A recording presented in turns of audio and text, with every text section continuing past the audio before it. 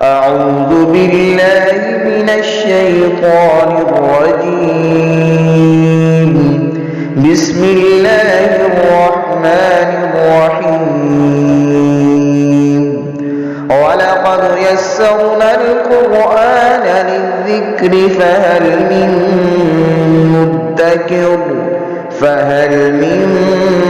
مدكر. بسم اللہ الرحمن الرحیم. سورہ نساء کی 43 نمبر آیہ مبارکہ ہے اور چوتھا رکوع شروع ہو رہا ہے 5ویں پارے کا. بسم اللہ الرحمن الرحیم. یا ایہا الذین آمنوا لا تقربوا الصلاة وانتم سکارى حتی تعلموا ما تقولون ولا جنبا الا عابری سبیل حتی تغتسلوا. اس آیہ مبارکہ میں دو مسئلوں کی طرف اللہ تبارک و تعالیٰ نے رہنمائی فرمائی. ایک تو شراب کا دوسرا سٹیپ ہے حرام ہونے کا. سورہ بقرہ میں ہم نے پڑھا، اس میں ابتدائی حکم شراب سے متعلق نازل ہوا اور یہ دوسرا حکم ہے، اور پھر اس آیہ مبارکہ میں تیمم کے مسائل کا ذکر کیا جا رہا ہے. پہلا حکم صحابہ اکرام کے سوال پر اللہ کا جواب تھا، یسألونک عن الخمر والمیسر. وہ آپ سے شراب اور جوئے سے متعلق سوال کرتے ہیں تو آپ انہیں بتائیے قل فیہما اثم کبیر ومنافع للناس. اس کا نقصان زیادہ ہے، گناہ بڑا ہے، اگرچہ کچھ فائدے بھی ہیں. یہ پہلا سٹیپ تھا شراب سے متعلق.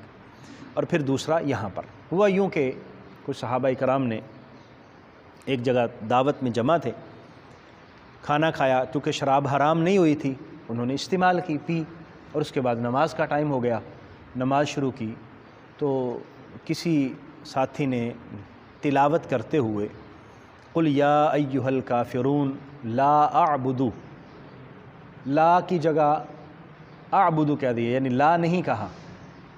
قل یا ایہا الکافرون جس کا معنی یہ بنتا ہے کہ آپ فرما دیجئے اے کافرو اعبد ما تعبدون، میں انہی کی عبادت کرتا ہوں جن کی عبادت تم کرتے ہو.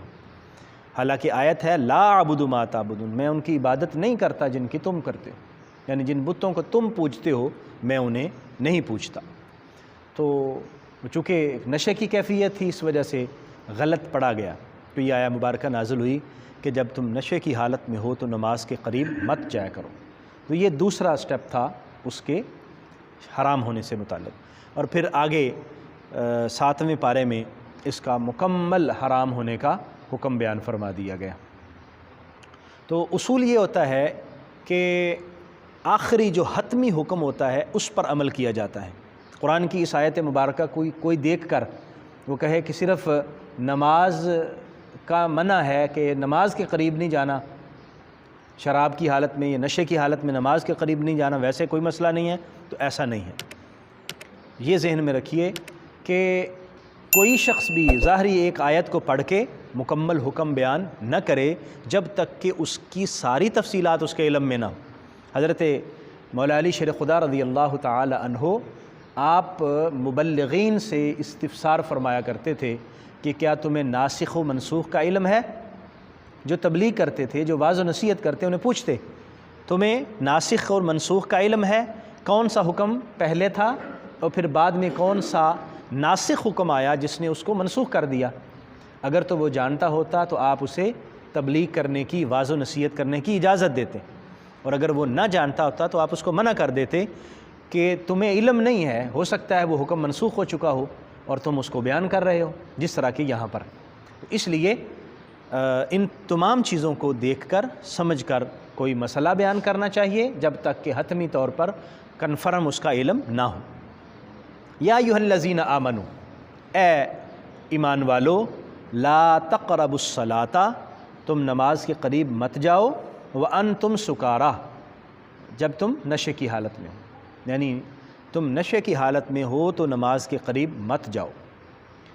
حتیٰ تعلموا، حتیٰ کہ تم جان لو، تمہیں معلوم ہو، ما تقولون، جو تم کہہ رہے ہو تمہیں معلوم ہو کہ کیا کہہ رہے ہو، یعنی ہوش اور حواس کے اندر ہو۔ تو یہ حکم اس وقت بیان فرمایا گیا، تو صحابہ کرام نے پھر اس کو ترک کر دیا۔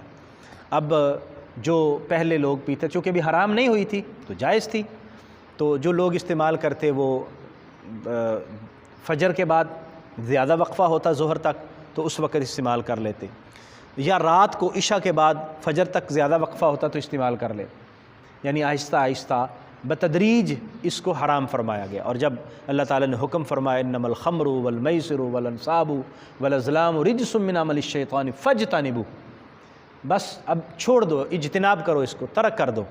تو صحابہ فرماتے ہیں کہ لوگوں نے جو شراب کے مٹکے بنائے ہوئے تھے جس کو استعمال کرنے کے لیے، وہ پورا سال استعمال کرتے یا جتنے دیر بھی، تو جب اللہ کا حکم نازل ہوا ہم نے دیکھا کہ شراب ایسے گلیوں میں بہہ رہی تھی جو گویا کہ جیسے پانی بہہ رہا ہوتا ہے۔ سب نے اللہ کا حکم مانا اور اپنے شراب کے برتن تک بھی توڑ دیے تاکہ دوبارہ ہمیں اس طرف میلان نہ ہو۔ تو وہ حکم اللہ تبارک و تعالیٰ نے حتمی طور پر بیان فرما دیا۔ ایک مسئلہ یہ، دوسرا فرمایا ولا جنوباً، اور جب تم جنبی ہو تو بھی نماز کے قریب مت جاؤ، یعنی جب غسل فرض ہو جائے تو بھی نماز مت پڑھو۔ الا عابری سبیل حتی تغتسلوا، ہاں سفر کی حالت میں ہو تو اس میں تھوڑی سی رخصت ہے۔ وہ رخصت کیا ہے؟ اگر پانی نہ ملے تو تیمم کی رخصت ہے۔ ویسے حکم کیا ہے کہ لا جنوباً، تم نے جنابت کی حالت میں نماز نہیں پڑھنی، حتی تغتسلوا، حتیٰ کہ تم غسل کر لو۔ غسل فرض ہو گیا ہے تو غسل کرو اور پھر تم نماز پڑھو۔ ہاں الا عابری سبیل، اگر تم مسافر ہو، سفر پہ جا رہے ہو، پانی مل نہیں رہا، تو پھر غسل تمہارے لیے اللہ تبارک و تعالیٰ نے معاف کر دیا ہے، پھر تیمم کرو، پھر اس کے مسائل آ رہے ہیں۔ وَإِن كُنتُم مَرْضَىٰ، اگر تم بیمار ہو، او علی سفرن، یا سفر پر ہو، او جاء احد منکم من الغائط، یا تم میں سے کوئی شخص قضائے حاجت سے لوٹا ہے، او لامستم النساء، یا تم نے اپنی ازواج سے، اپنی بیویوں سے تعلق زوجیت قائم کیا ہے، فلم تجدوا ماء، اور تم نے پانی نہیں ملا، فتیمموا، تو پھر تیمم کر لو، صعیداً طیباً، پاک مٹی سے۔ یہاں پر کچھ چیزیں بیان فرمائی گئیں۔ ایک پہلی چیز ہے بیماری، انسان ایسی بیماری میں ہے کہ پانی کا استعمال کرنا اس کے لیے مضر صحت ہے۔ اگر پانی استعمال کرے گا بیماری بڑھ جائے گی، یا ہلاکت کا خدشہ ہے، یا شدید سردی ہے اور پانی گرم کرنے کا انتظام نہیں ہے، یا وہ علاقے ہیں کہ جہاں پر پانی کا استعمال جسم کے اعضاء کو ضائع کر دیتا ہے، جیسے گلیشیئر وغیرہ، سیاچین اور اس طرح کے علاقے ہیں، تو وہاں وہ مخصوص لباس سے باہر نکلیں تو جسم کے اعضاء ضائع۔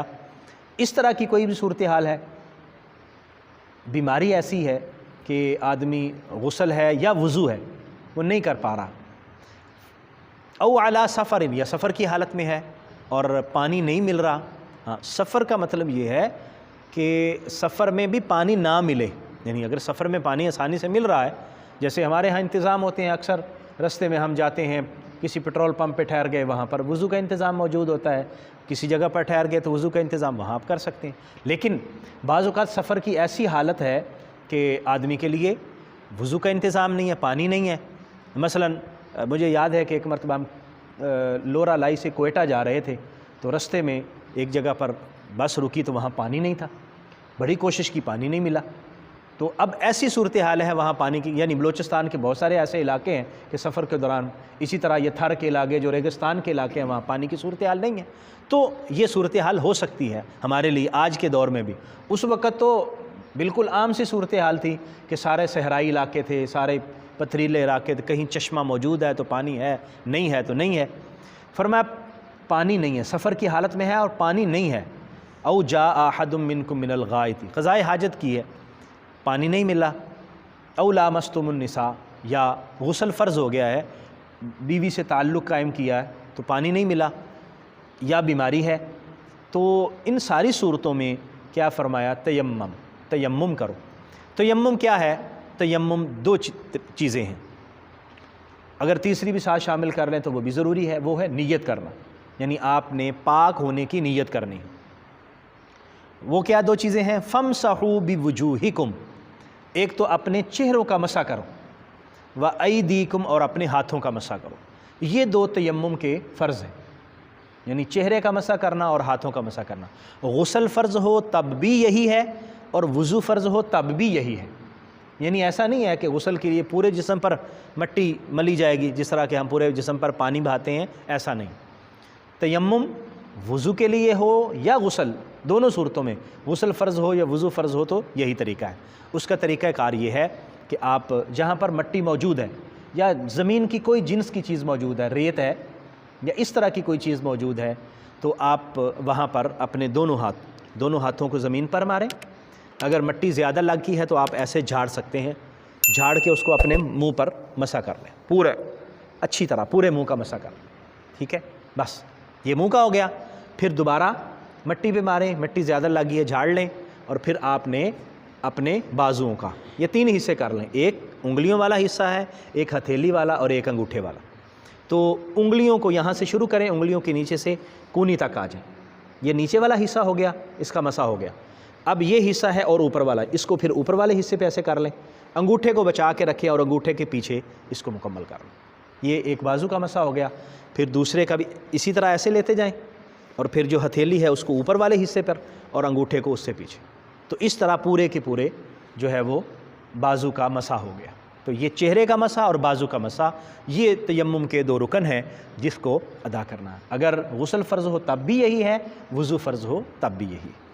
ان اللہ کان عفوا غفورا، بے شک اللہ تبارک و تعالیٰ معاف کرنے والا ہے اور وہ بخشنے والا ہے۔ یہ دیکھیں اللہ تبارک و تعالیٰ کی کتنی کرم نوازی ہے کہ انسان ایک مشقت میں پڑ گیا تو یہ نہیں فرمایا کہ جیسے بھی مرضی ہو تم نے پانی تلاش کرنا ہے، ڈھونڈو جو مرضی کرو، پانی بہرحال ڈھونڈو، نہیں۔ اللہ تعالیٰ کی کریم ذات ہے، بندوں کے لیے آسانیاں اللہ تعالیٰ نے فرمایا، دین میں آسانیاں پیدا فرمائی، اور جہاں بھی کسی شخص کے لیے مشکل آئی اللہ کریم نے آسان فرما دیا۔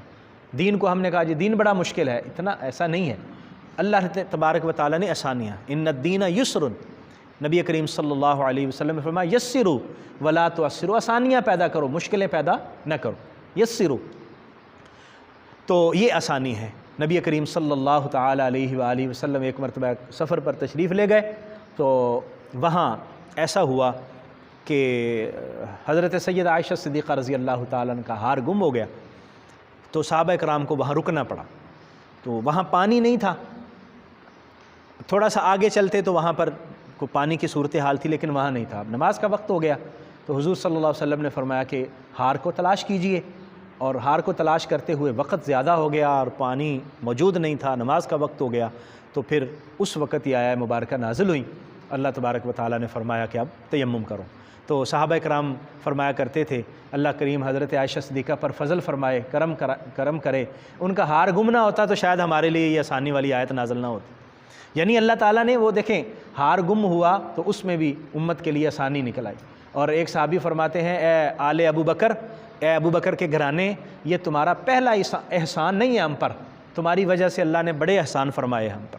یعنی یہ اللہ کریم نے حضور صلی اللہ علیہ وسلم کے زوجہ محترمہ کی وجہ سے آیہ مبارکہ نازل فرما دی، اور یہ بھی حضور صلی اللہ علیہ وسلم کا شرف ہے، یہ شرف اور کسی امت کے پاس نہیں۔ حضور علیہ الصلاۃ والسلام نے فرمایا جعلت لی الارض مسجدا وطہورا، اللہ تعالیٰ نے پوری روئے زمین کو میرے لیے مسجد بنا دیا ہے اور پاک کرنے والی بنا دیا۔ یہ شرف اور کسی کے پاس نہیں تھا۔ پہلی امتوں کے لیے عبادت کا وقت ہوتا تو انہوں نے اپنے عبادت خانے میں جانا ہوتا تھا، یا پھر عبادت خانے کی مٹی لے لیتے، کسی تھیلے میں ڈال لیتے، جہاں عبادت کا وقت ہوتا وہ مٹی نیچے بچھاتے اور اپنی عبادت کر لیتے۔ حضور علیہ الصلاۃ والسلام نے فرمایا میری امت کے لیے اللہ نے یہ آسانی پیدا کی ہے، جہاں بھی جاؤ نماز کا وقت ہو گیا ہے، پاک زمین ہے وہاں پر نماز پڑھ لو، اور پانی نہیں مل رہا وہ پاک مٹی ہے وہاں سے تیمم کر لو۔ اور یہ تیمم اور پوری روئے زمین کا مسجد یعنی سجدہ گاہ بن جانا، یہ نبی کریم صلی اللہ علیہ وسلم کے لیے اللہ تعالیٰ نے ہمارے لیے آسانیاں پیدا کی حضور کے توسل سے، اور فرمایا عفواً، اللہ معاف کرنے والا ہے، بخشنے والا ہے، وہ کرم نوازیاں فرمانے والا ہے۔ تو اس آیت مقدسہ سے ہمیں ایک تو شراب سے متعلق جو دوسرا حصہ تھا اس کا پتہ چلا، اور تیمم کے مسائل کا علم ہوا، ہمیں ان کو ذہن میں رکھنا چاہیے۔ اللہ کریم سمجھنے کی توفیق عطا فرمائے۔ آمین۔ وآخر دعوانا الحمد للہ رب العالمین۔